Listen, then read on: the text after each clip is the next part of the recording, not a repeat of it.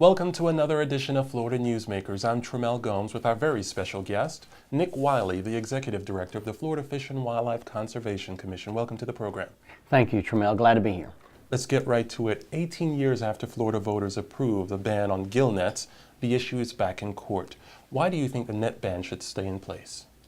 Well, first, as you noted, it was a constitutional amendment approved by the people of Florida.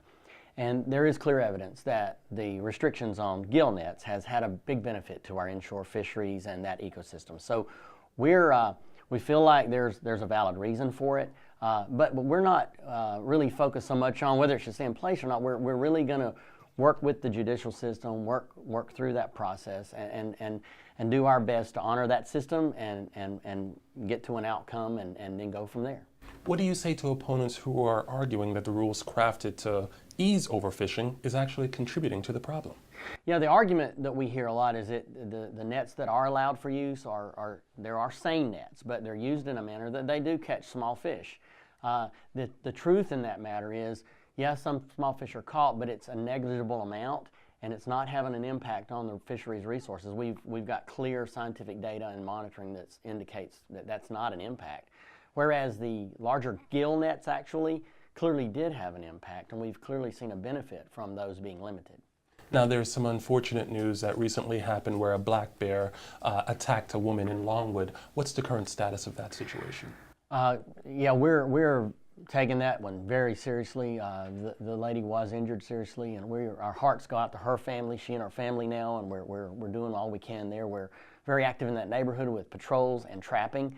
We've caught a small bear. It wasn't the bear that was involved, we're pretty sure. So we're going to be very focused on trying to capture the bear that was a part of this problem and take care of that bear and continue to work with that neighborhood, because it is in an area where there are a lot of bears in the wild nearby. So that's an ongoing concern that we are very focused on and taking very seriously. Let's switch to the wildlife and habitat in the Everglades. That's a big priority for your agency, but you said protecting that habitat can be done by just managing the water levels? Explain. Well, absolutely, because over the thousands of years, the wildlife, fish and wildlife in the Everglades adapted to ebbs and flows in water levels over the season each year. And as the water comes up to a certain level, they adapt to that. As it comes down, they adapt. And their ability to find food and to reproduce and nest and things like that is critical to small changes in water elevations. And right now the system is out of balance, and we have high water periods when wildlife needs it to be lower. We have low water periods when wildlife needs it to be higher. So we're working very closely with all of our partners that are involved in Everglades restoration to try to help make sure restoration recognizes those needs and concerns of fish and wildlife. At the same time, we're recognizing the needs of the people in South Florida. An ongoing battle for your agency is finding ways to eradicate invasive species like the lionfish and pythons. You had the Python Challenge this year that gained international attention. Will we see the return of the Python Challenge next year? We're looking right now to learn from that experience. We learned a lot, and it did get great attention. We're trying to now take that and craft the next phase, the next challenge. It may not happen this winter. We're working on how to move it to the next level and make it more effective at actually catching snakes. And so we're very actively looking at it. It's going to come back, I believe, but it may be in a little different format.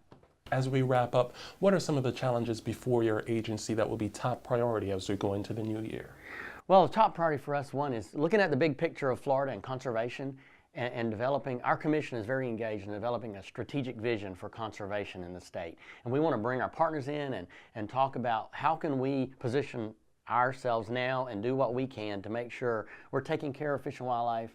That is such a cornerstone to our economy, and want to look to the future in that regard. And the other thing is, fitting into that is working with kids and families in Florida, the youth, and making sure they understand and appreciate our fish and wildlife, the wealth and diversity that we have, and that they know about ways to connect, whether it's fishing, hunting, wildlife viewing, things like that. Those are great ways to get kids out and get them excited about the outdoors, and we believe that's a good thing for Florida.